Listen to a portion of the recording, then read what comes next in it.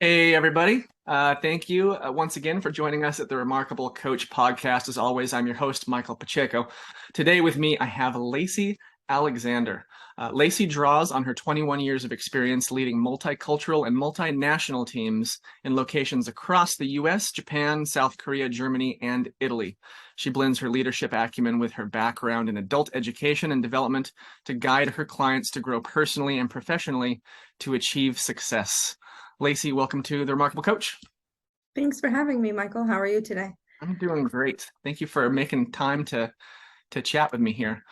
So I'd like to always open the podcast by inviting my guests to just tell us a little bit more about yourself in your own words and what got you into coaching. Yeah, so a little bit about myself. I would say that my values align with being able to have freedom and flexibility to enjoy life. I value learning, lifelong learning, and helping people.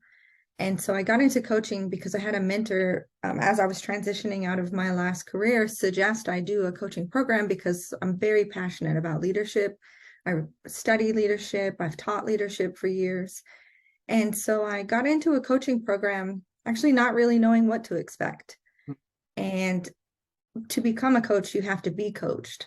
And so I firsthand felt the impact and the difference that coaching made in my life, completely transforming my life, and then knew that that was an area I wanted to focus in to help create that experience for other people. All righty. Tell me about your clients. Who do you work with? Who's your ideal client? My ideal client, the majority of my clients either identify as women or are a part of the BIPOC LGBTQIA communities, and that's because they face a different set of challenges. There's a lot more societal pressures or expectations levied on them, and oftentimes they find themselves feeling a bit of imposter syndrome comes up, wanting to work on confidence, but it's not that they're not capable, it's that they don't fit this standard mold. And so those are my ideal clients, to help them to find their voice, to find their strengths, and to walk confidently in their purpose. Nice. I see among the companies you've partnered with on your website, we've got BMW, Johnson & Johnson, Warby Parker, a number of branches of the U.S. military. Tell us about, I mean, it sounds like you've worked with some pretty big names there. Can you tell us a little bit about that?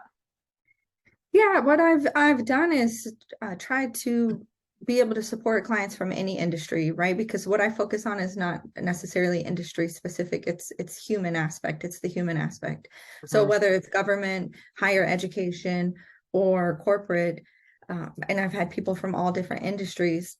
It's it's being able to reach them to understand what their goals are and help them to succeed. And what I like to think is the person that I am directly coaching and impacting, it's not just about them, because then they're in turn going to impact other people's lives. So for Sure. me, the work that I do is like a force multiplier, helping pay it forward. Yeah, I love that. So we at Voxer, we do marketing for coaches, and with oftentimes with marketing, there's only so much that you can, there's only so much change that you can affect with your own two hands. So we're always, the reason we get up in the morning, we're always thinking about the second and the third order effects of the work that we do and how we're able to get messages out for coaches. I think that's super important to keep that in mind, as a coach, and considering, like, when you work, especially as a leadership coach or an executive coach, as you work with these influencers, Mhm. the impact that you make in their lives, professionally and personally, is going to have a massive trickle down effect in the Yeah, way that absolutely. they show up as leaders at home, at the office, wherever. So I think I love that. Yeah. Where do you get your clients? How do you market yourself and your services? So traditionally, I partnered with a few different companies and some companies out of Manhattan. I've been partnering with some higher education, Rutgers University, and that's where I had gotten my clients. And then I like to go to a lot of women's networking events to try to find those people defining their leadership um, path, really. Hmm. But Nice. You mentioned, or I guess rather I mentioned in your bio that I read at the beginning of the podcast that you've worked, globally, really, US, Japan, South Korea, Germany, Italy.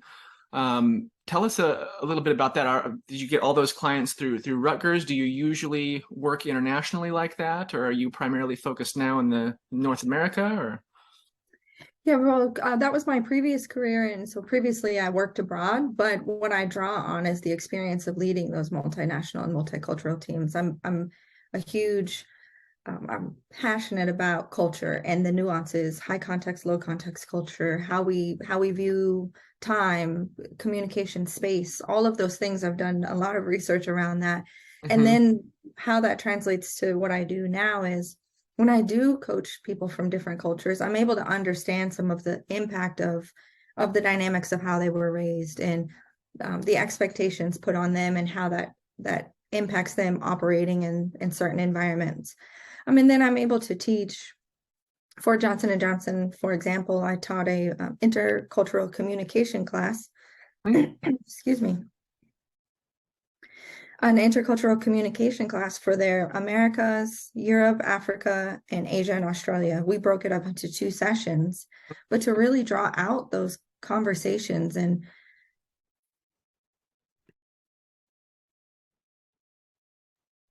in those conversations, recognize the differences, but also how we can support and uplift one another. And then recently, I'm still working on finishing up my certification, but I did an ICBI coaching course where Mhm. now I can go into multinational, multicultural organizations and do an assessment based on our intercultural behavioral indexes Mhm. and help people identify where they fall on those spectrums so that they can learn to communicate and support one another in a better manner. And then coach. ICBI, ICBI is International Culture Behavioral Index. Is that right? Yeah. Sorry, I can look it up for you. The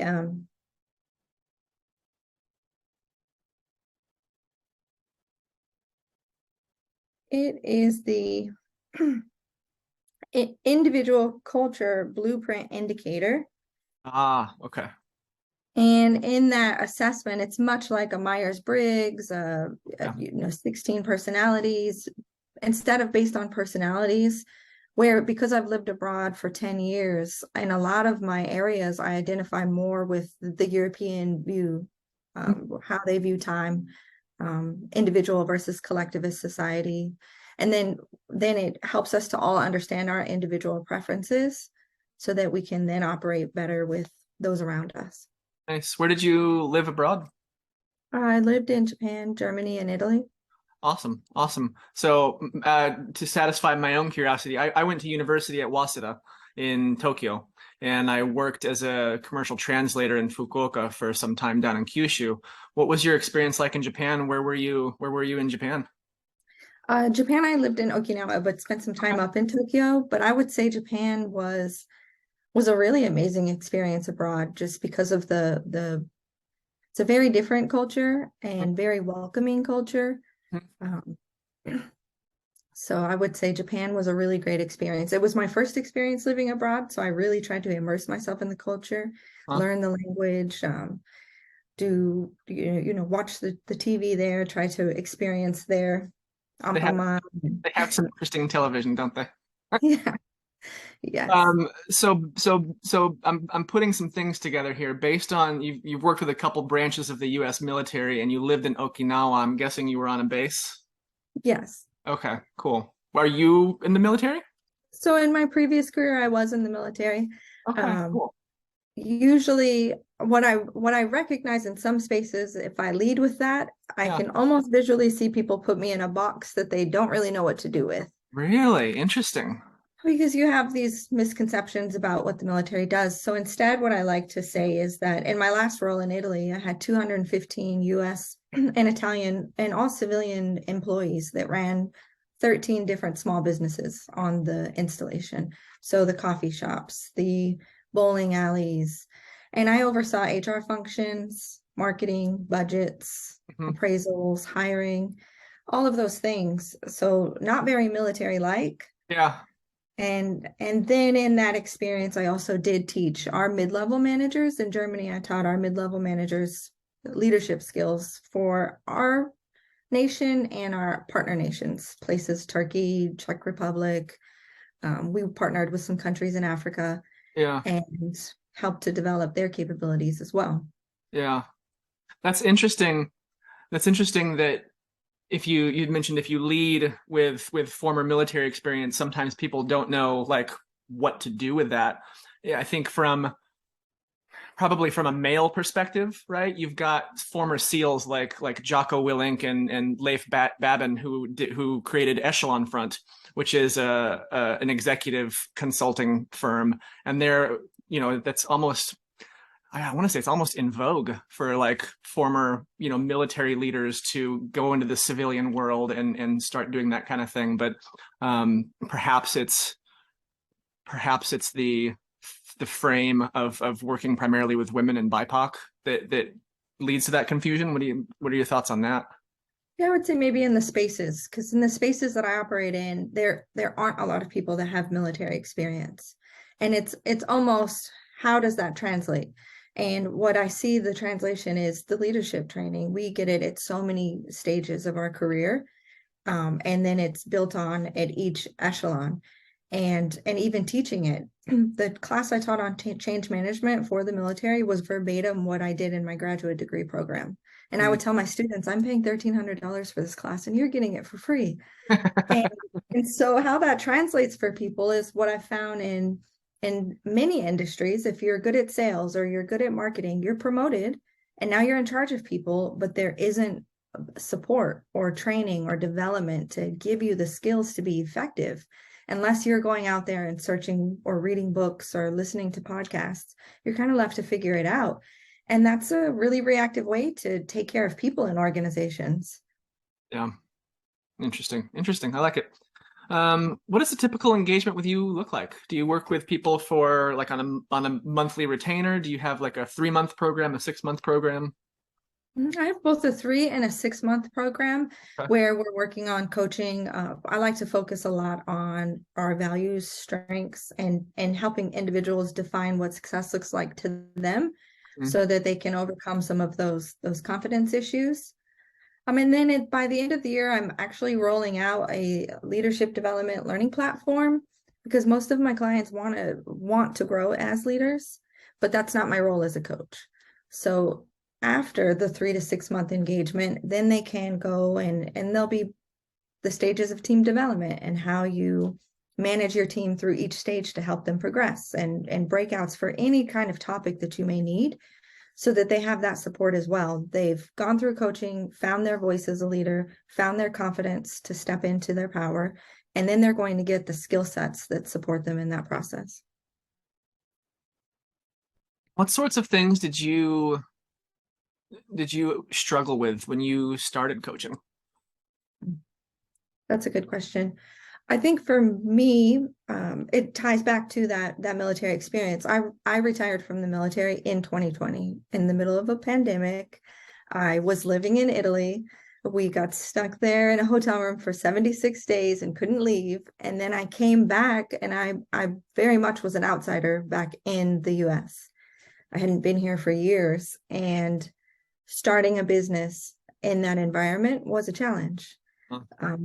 And I purposely chose to not default straight away to the government work because I knew I could be successful in that avenue. I wanted to see how well our skills translated, how well the conversations would translate with people from different industries, and working with healthcare, pharmaceuticals, or any of those industries. How can I connect with people in any environment? And so I challenged myself to be able to do that. But I mean, it was a slow process trying to reach out and make those connections in a pandemic when I'm brand new.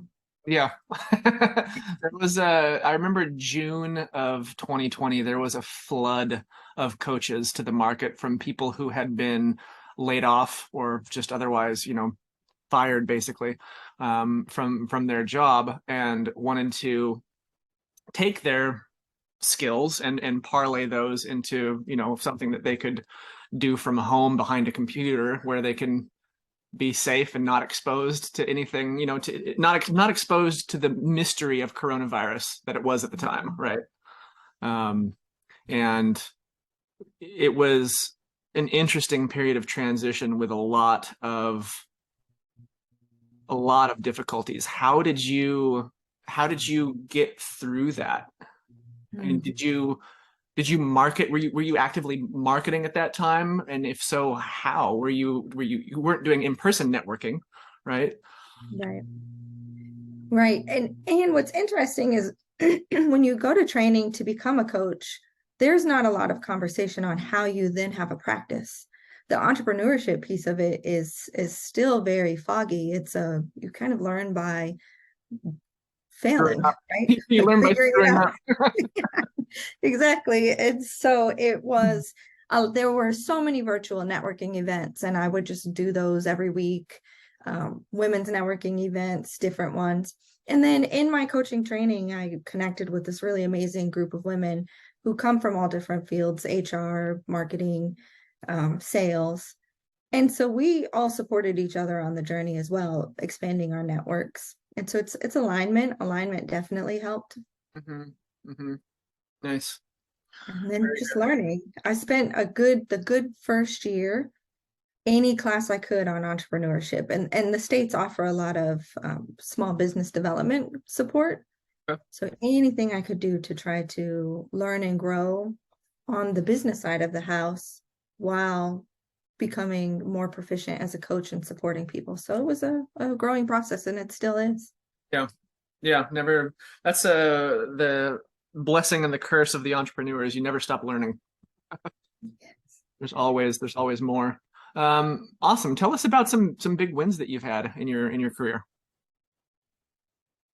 Yeah, big wins.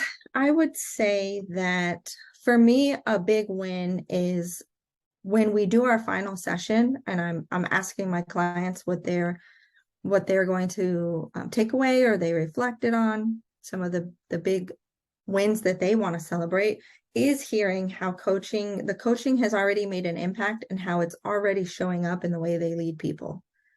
And to hear the people that started out saying, I have imposter syndrome. One of my goals is imposter syndrome. And to hear them speak so highly of themselves, that's it to me. Like, that's victory to me, is knowing they're walking away just a better human being. So that's success for me. Yeah, I love that. I think, yeah, imposter syndrome is, in my opinion, I think that's universal. It doesn't matter who you are. I think you've got some level of imposter syndrome. And I remember I say remember like this was a long time ago. This is like, this could have been yesterday for all, you know what I mean?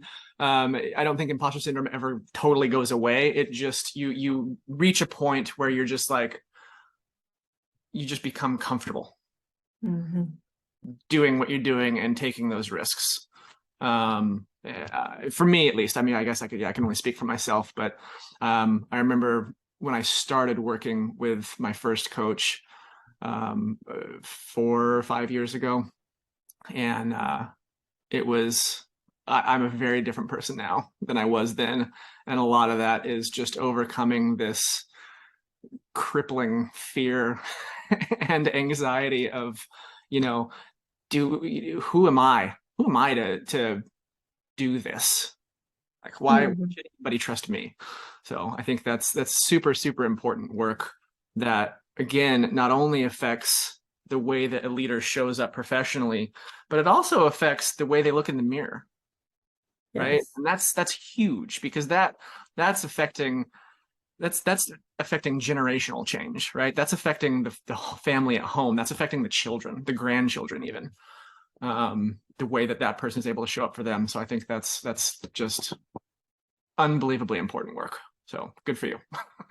Yeah, absolutely. And of course, a lot of that comes from my own experiences, especially climbing the leadership ranks in a male-dominated industry and trying to do that in an authentic manner.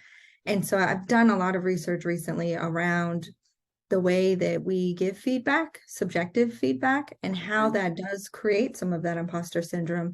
And even myself, I remember in one instance, a supervisor said, you know, sometimes you can be emotional.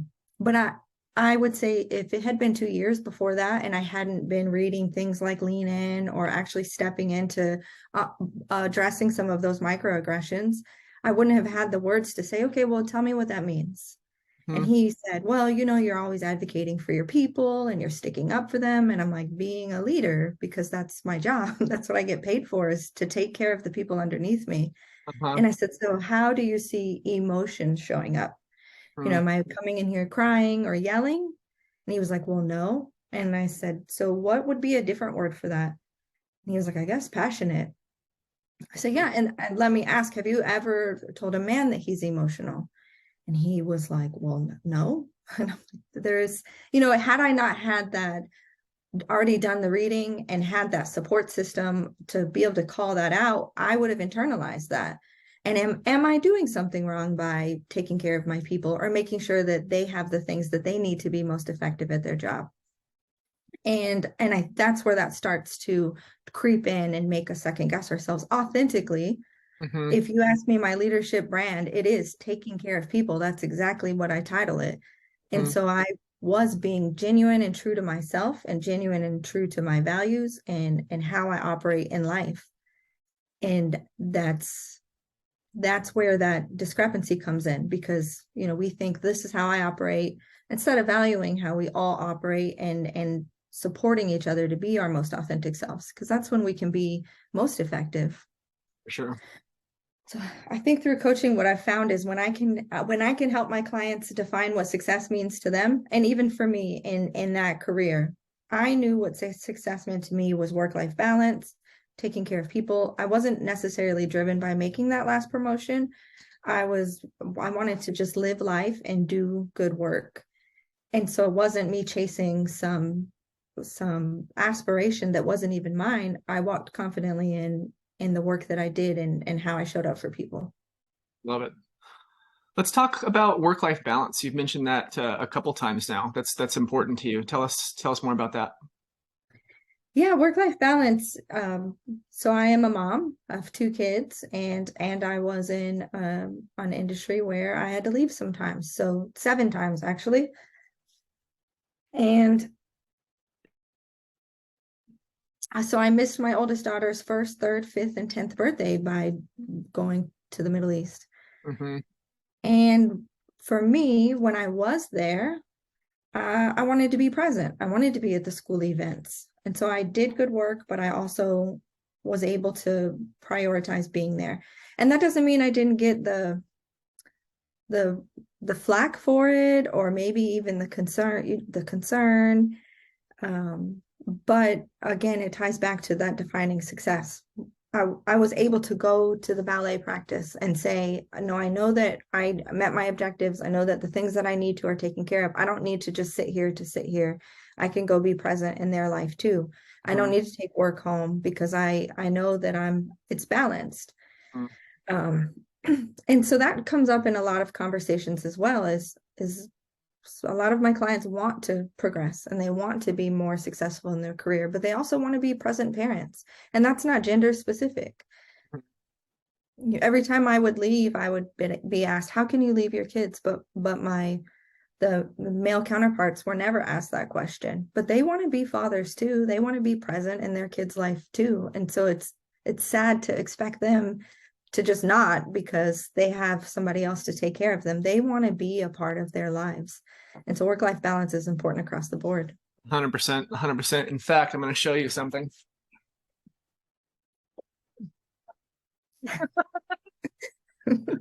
I've got an 8-month-old. My wife works part-time. She works about 30 hours a week. And so in about 1 hour, it's 11:30 a.m. here. In about an hour, she's going to be heading off to work.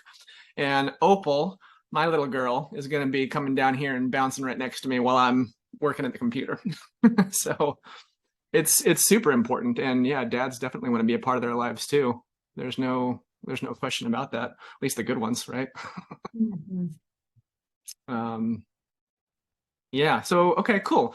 Tell us about some failures. Sometimes where you've been working with a client and something has not gone well, and what how did you work around that, and what was your takeaway? What did you learn from that?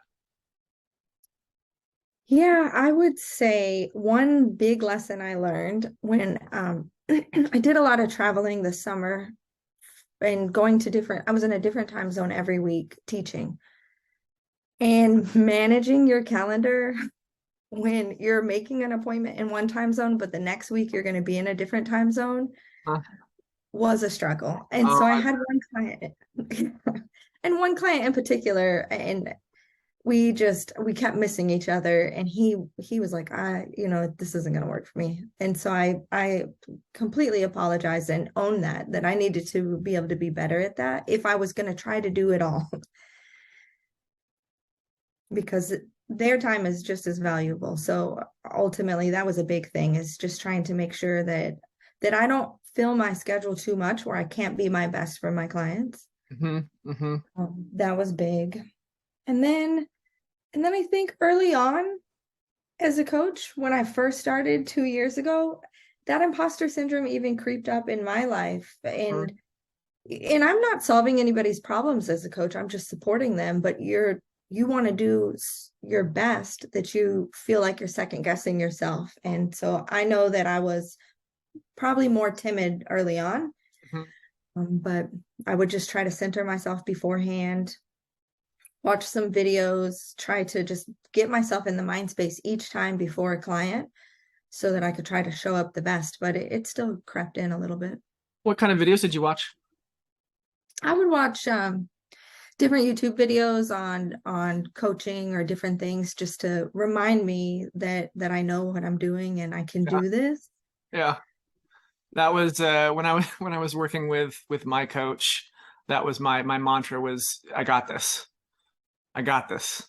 I got this. And anytime there was, anytime I felt that little guy creeping up in the back saying, "Who are you to do this?" I go find a mirror and I got this. Nothing. No thing.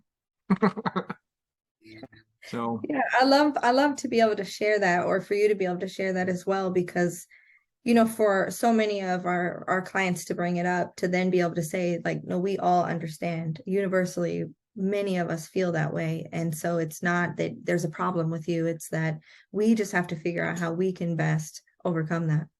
that's the thing, man. I think it's so easy to not talk about it and feel very alone, right? The whole "it's lonely at the top" bullshit, which is doesn't have to be the case, right? It doesn't have to be true. But it's so easy to not talk about it, right? And you think you're the only person in the galaxy that feels like a fraud. Um, and then yeah, once you start talking about it a little bit, everyone, this guy pops up and says, "Oh no, I get that. I get that. Oh, I get that. I get that." Yeah. And you realize that it's, I don't know, there's something cathartic, therapeutic, freeing about knowing that you're not insane. You're not the only person who feels that way. Yeah, absolutely. I used to try to use my position to be very vulnerable, to make it okay for those I led to be vulnerable, Mm-hmm. because it's just a very rigid environment. And so even if I could normalize simple things like, today my therapist said this, just to say it's okay to talk to somebody, it's okay to get help, or I struggled with this, just like you said, so that then they realize, she's a human being, and I'm saying you're a human being. And if we can't talk about the things we're struggling, then how can we support each other? How can we genuinely connect if we're only connecting with our representatives and not our true selves? And so for me as a leader, it was very important to set that example and to show them that I'm still a person and you're still a person. And together we can support one another and then be our best. Mm-hmm. Yeah, nice. Lacey, what if you had if you had three books that you would recommend all your clients read, what would those books be? Well, I'm always going to start with The Alchemist. That's number one. Love it. Love it. Love it. Love it. So definitely The Alchemist. It's life-changing. I would say one of my favorites recently is Trust and Inspire by Stephen Covey. It's so good for leadership. It's so good for connection. I say that leadership skills are life skills because they don't just make you better in your workplace, they make you a better partner, a better parent. And there's so many nuggets in that book. And then the last one, oh, it's between two. Let you have 4. Okay, thank you. You'll let me have 4. It's the I'll be very surprised if you don't say Dare to Lead. okay, I do love Dare to Lead, and it is right here on my bookshelf. And honestly, Dare to Lead is really good, but I always suggest that an audiobook because Brene Brown narrates it herself, and you can actually feel her passion when she's reading. Yep. Actually, I didn't read it. I've got the physical book, but my wife and I listened to the audiobook together. And It's so good. It's great. It's great. So actually in Dare to Lead, the military commander that she's talking about was my commander in Iraq. And so No kidding. oh, and she is phenomenal as a leader. Cool. So it's cool to hear that. But That's I would say sorry. The last book I would say is Designing Your Life, which has been a new favorite one because I think through COVID, so many people have taken back their power and realized that they don't want to just live in the rat race and they don't want to just go through the motions. A lot of people are taking pay cuts to feel more valued and appreciated or to have the flexibility so they can have work-life balance. Exactly. And I think this that is the most important thing in my life right now. No question. and, Yeah. and why shouldn't it be, right? It should be. Why would an organization be the most important thing in your life? Living should be the most important thing. And I think that book is so good because it helps you to be intentional about how you want to live. Nice. I like it. One thing I want to mention, you mentioned The Alchemist, Paolo Coelho. One of my favorite books, of course. I've got so my wife, my family, and I, we live on 30 acres in the Washington State Cascade Mountains. We've got the West Fork of the Washougal River that runs through our property. And I was down there, I was fly fishing earlier this summer, and I stumbled across 2 stones that were sitting right next to each other. One was white and one was black. And I grabbed them and put them in my pocket. And I carry them around with me now. That's definitely a sign, right? Right? Right? They were just like little beautiful river rocks sitting right next to each other, and one was like very, very white and perfectly black. So it was kind of it was interesting. If you don't get that, if you're watching or listening and you don't get that, read The Alchemist. It's amazing. The Alchemist is the reason why I retired from the military. Okay. I picked that book up. I like to read on airplanes, and I was in Italy, so I was flying to Barcelona, which I found ironic since it starts in Spain. And while I definitely enjoyed the experience and the people I met and the countries I got to visit and all the benefits that came with it, I was at this point where I was feeling like I don't want to have to sacrifice anymore for my kids. My oldest was starting high school. I didn't want to have to leave again. I wanted them to have some sort of normalcy, but I was still at this point where I wasn't sure. And I read that book on the plane, and then I read it again that weekend while I was there. Oh, And then I went back and I retired. I pushed the button to retire. So nice. Well, good for you, and thank you for your service. thank you. Lacey, your goal is to help introduce benefits of coaching to people who are not just in the C-suite. You've got a special for introductory coaching for our viewers and listeners. Do you want to tell them about that? Yes, I actually have a special for introductory coaching for people who are not quite there, but know that they want to be the best that they can in their future roles and responsibilities, and really want to do it early on so that they can work on defining how they want to show up and be intentional. Again, taking it back to that designing your life, be intentional about where they need to grow. And so I'm offering a special right now for 3 months of coaching for just $2,000. And that comes with 2 sessions a month, but it's for those people who aren't there yet, but want to be great when they are there and don't want to be reactive in developing themselves. And I just find people often feel guilty about investing in themselves. You have to take care of everybody else, but to do that, you have to take care of yourself so that you can be the best for everybody else. Awesome. Awesome. Lacey, is there anything else that you would like to chat about that we have not had an opportunity to touch upon? I would really, I guess the last thing would be more of a personal thing. I've been doing a lot of work around trying to focus on living and enjoying life. And so just more so a message on being mindful and taking time to really spend time with yourself and figure out what enjoying life means to you, because there is so much more to life than working, going through the motions, and being able to just enjoy the richness, whatever that means, within your means, within your areas even, but being able to just live is really important too. Love it.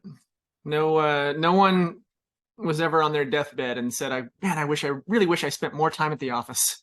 God, darn it. Should have spent more time at the office.